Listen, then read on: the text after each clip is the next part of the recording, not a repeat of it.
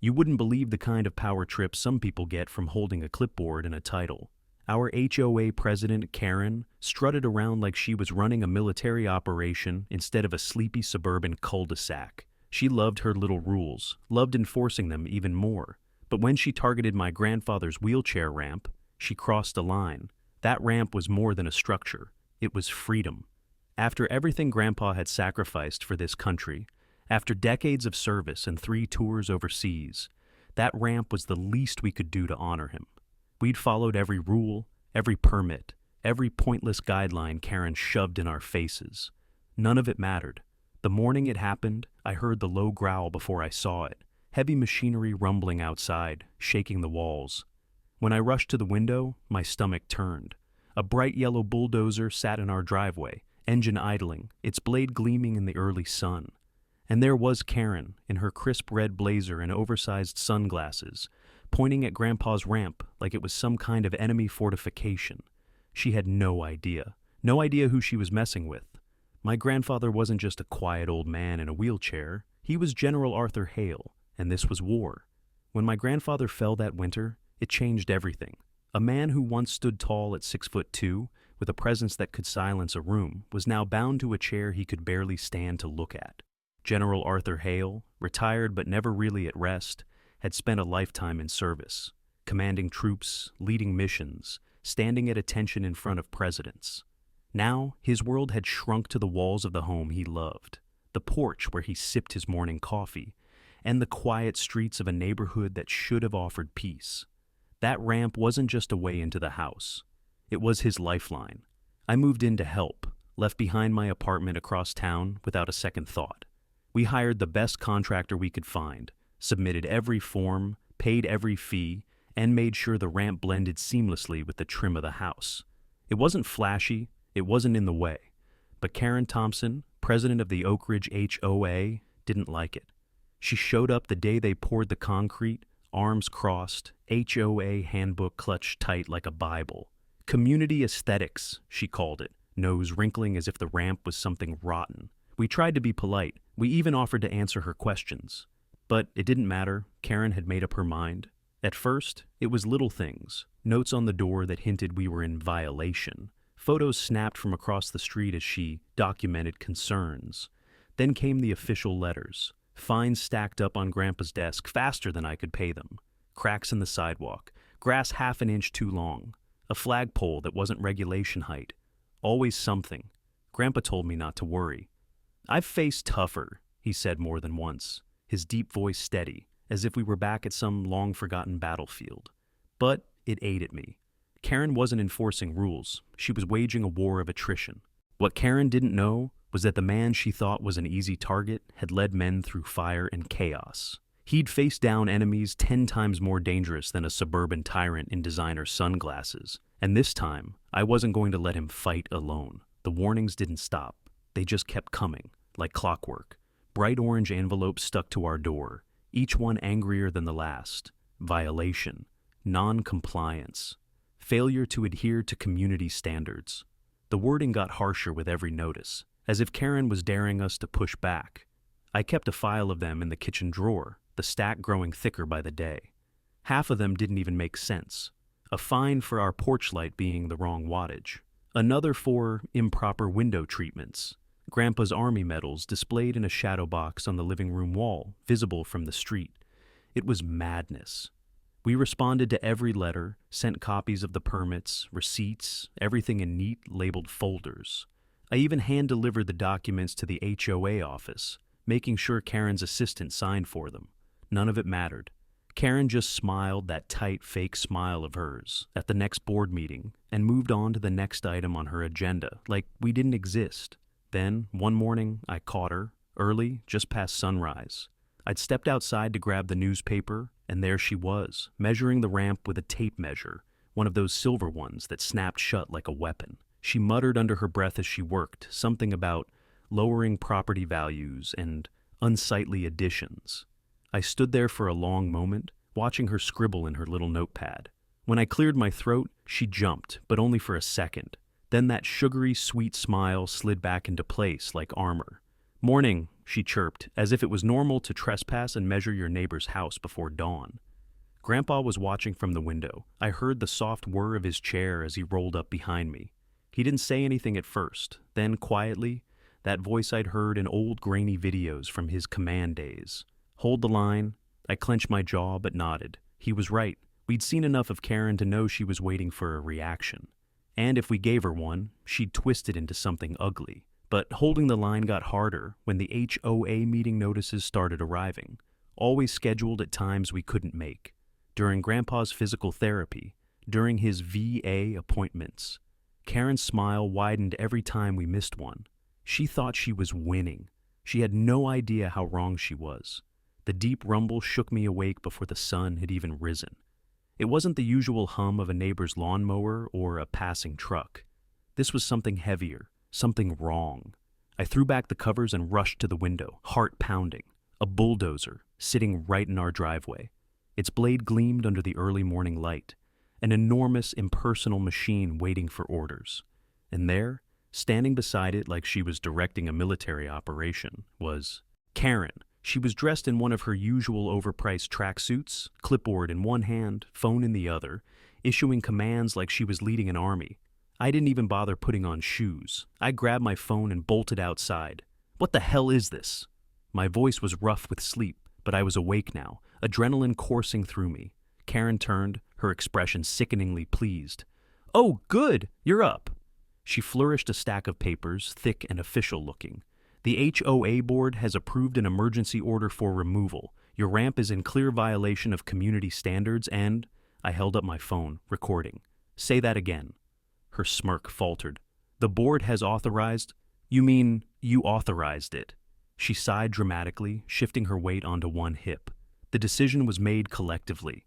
Grandpa's chair whirred behind me, its familiar hum grounding me for a split second. He rolled onto the porch, watching the scene unfold.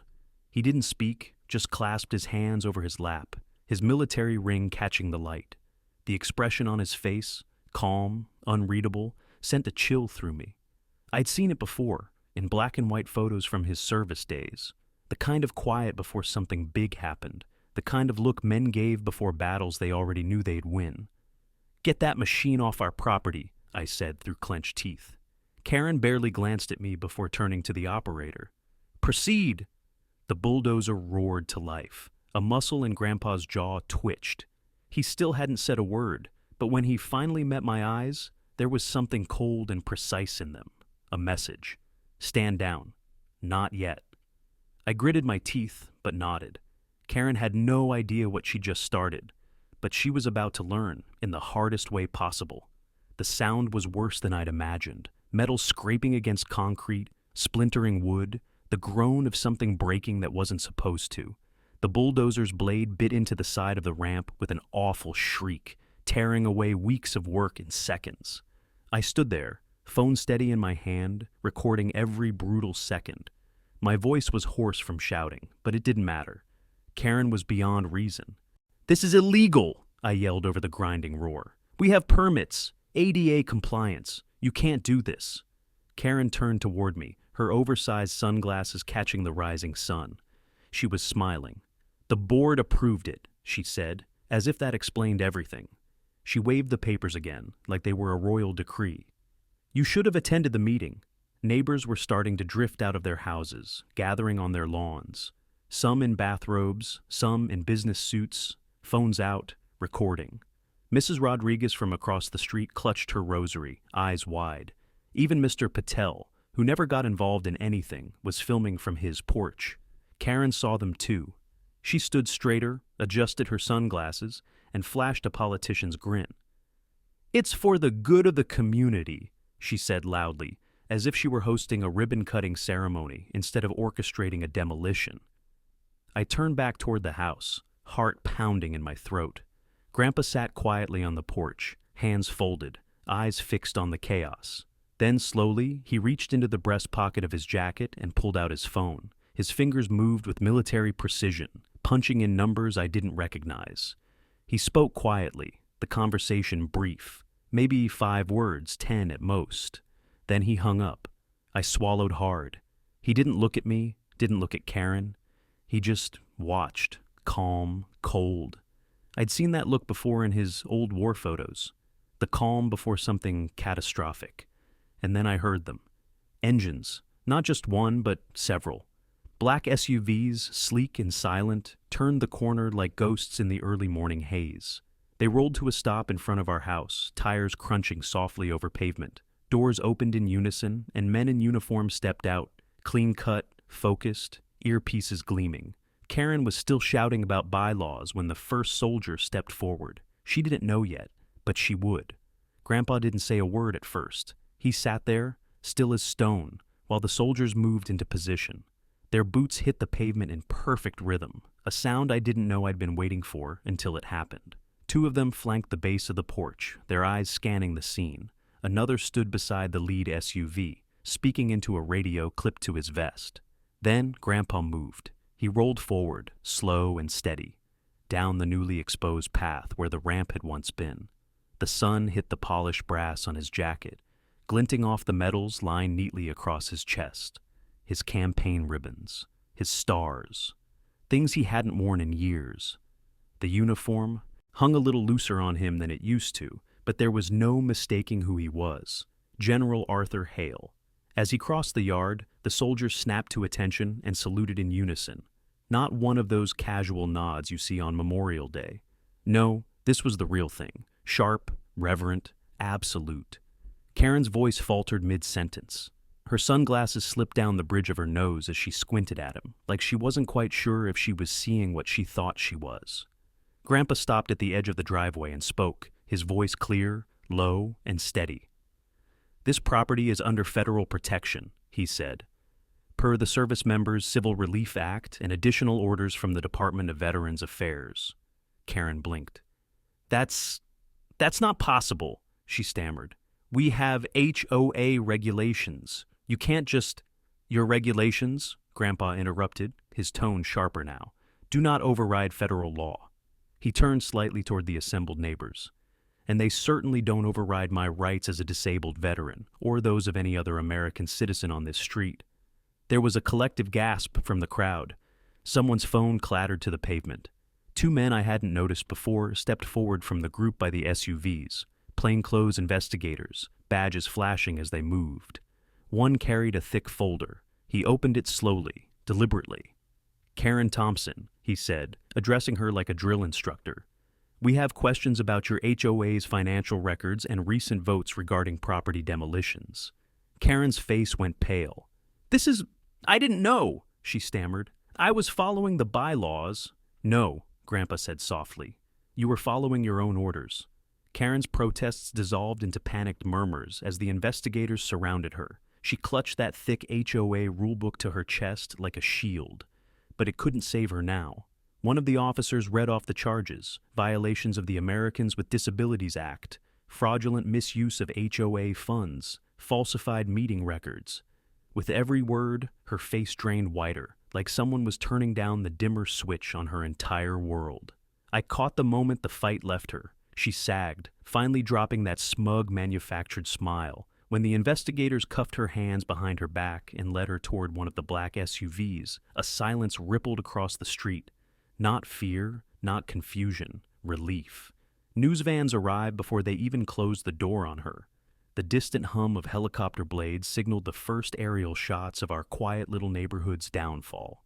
Cameras zoomed in on the bulldozer, still idling in our driveway, its blade caked with the splintered remains of my grandfather's ramp.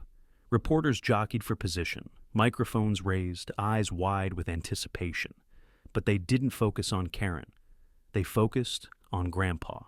He sat there quietly in his chair, hands resting on his lap, his medals gleaming in the midday light. Then he rolled forward. Slowly he came to a stop in the middle of the street. The murmurs hushed. "My name is General Arthur Hale," he said, his voice calm but commanding, the kind of tone that turned chaos into silence. "I served this country for over 40 years. I fought to protect our freedoms, our dignity, and our sense of community." He paused, his eyes scanning the faces gathered around him, neighbors we'd barely spoken to in months now hanging on his every word. "Those values aren't confined to a battlefield. They're supposed to live here, among us. People shifted closer. I saw Mrs. Rodriguez wipe a tear from her cheek. Mr. Patel nodded, his arms crossed tight, expression unreadable. "This is not about a ramp," Grandpa continued. "This is about respect, about standing for something greater than ourselves." A slow ripple of applause started, then more hands joined in. Soon it was a chorus. Some of them were crying, some just looked relieved. And as the clapping swelled, I realized they weren't just applauding him, they were ready for change. Later that afternoon, the HOA board resigned in full. By sundown, neighbors were already organizing a new one, this time with integrity and purpose.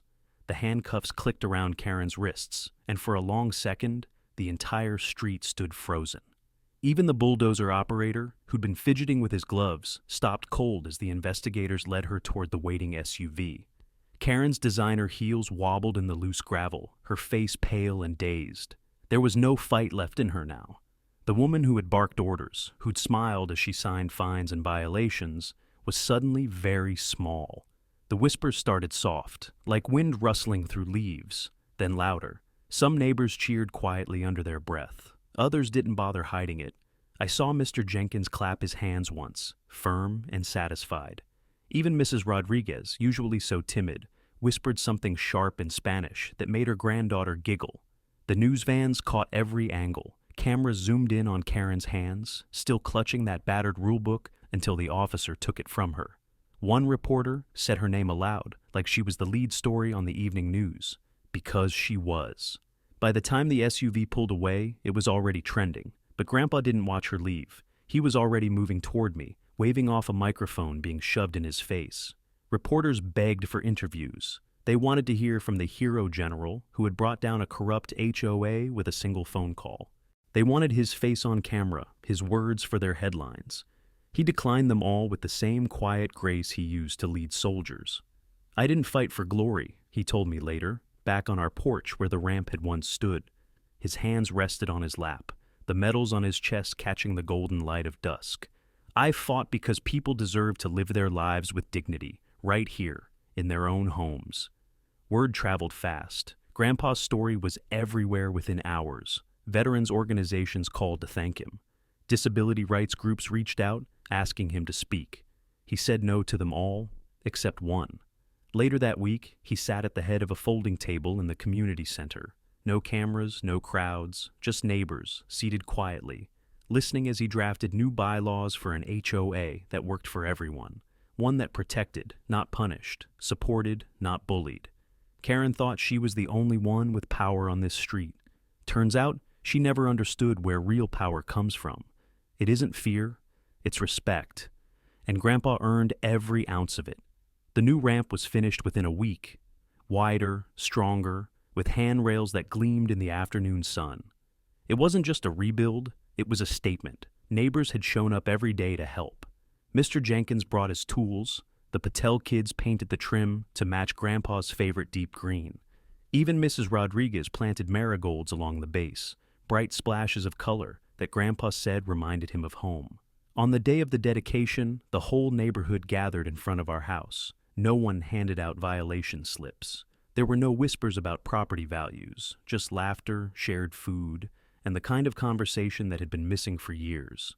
Someone hung an American flag on the porch rail, right beside a new brass plaque that read, "In honor of General Arthur Hale, for service, sacrifice, and strength." Grandpa sat quietly at the top of the ramp as they unveiled it, his hands resting on the wheels of his chair. He didn't say much, he never did, but the way his eyes softened when he looked at the crowd said everything. He nodded once, slow and deliberate, and somehow it was louder than applause. The new HOA charter was voted in that same afternoon. Simple, clear rules. Protections for veterans, the elderly, and families with disabilities. No more fines for things that didn't matter. No more power plays. Just a community, the way it should have been all along. A week later, Karen's house went up for sale. No one seemed to mind when the realtor's sign appeared on her perfect green lawn. We watched from the porch the day the moving trucks pulled away. The rose bushes she'd made everyone plant, sitting wilted in the back of a trailer. And then, not long after, a new family arrived. Young couple, 2 dogs, and a little boy with bright eyes in a wheelchair. As they rolled him up his newly built ramp, 5 neighbors were already there, holding the door open, carrying boxes. No fines, only helping hands. Grandpa watched it all from his usual spot on the porch, coffee in hand. I caught the faintest trace of a smile as he tipped his head toward me. "Good," he said, his voice rough but full of something I hadn't heard in a while. This was his last battle, and he won it, not with rank, not with medals, but with quiet strength and unshakable dignity. The new ramp was finished within a week, wider, stronger, with handrails that gleamed in the afternoon sun. It wasn't just a rebuild, it was a statement. Neighbors had shown up every day to help. Mr. Jenkins brought his tools. The Patel kids painted the trims to match Grandpa's favorite deep green. Even Mrs. Rodriguez planted marigolds along the base, bright splashes of color that Grandpa said reminded him of home. On the day of the dedication, the whole neighborhood gathered in front of our house. No one handed out violation slips. There were no whispers about property values, just laughter, shared food, and the kind of conversation that had been missing for years. Someone hung an American flag on the porch rail, right beside a new brass plaque that read, "In honor of General Arthur Hale, for service, sacrifice, and strength." Grandpa sat quietly at the top of the ramp as they unveiled it, his hands resting on the wheels of his chair. He didn't say much. He never did. But the way his eyes softened when he looked at the crowd said everything. He nodded once, slow and deliberate. And somehow, it was louder than applause. The new HOA charter was voted in that same afternoon. Simple, clear rules. Protections for veterans, the elderly, and families with disabilities. No more fines for things that didn't matter. No more power plays. Just a community, the way it should have been all along. A week later, Karen's house went up for sale. No one seemed to mind when the realtor's sign appeared on her perfect green lawn. We watched from the porch the day the moving trucks pulled away. The rose bushes she'd made everyone plant, sitting wilted in the back of a trailer. And then, not long after, a new family arrived. Young couple, 2 dogs, and a little boy with bright eyes in a wheelchair. As they rolled him up his newly built ramp, 5 neighbors were already there, holding the door open, carrying boxes. No fines, only helping hands. Grandpa watched it all from his usual spot on the porch, coffee in hand. I caught the faintest trace of a smile as he tipped his head toward me. "Good," he said, his voice rough but full of something I hadn't heard in a while. This was his last battle, and he won it. Not with rank, not with medals, but with quiet strength and unshakable dignity.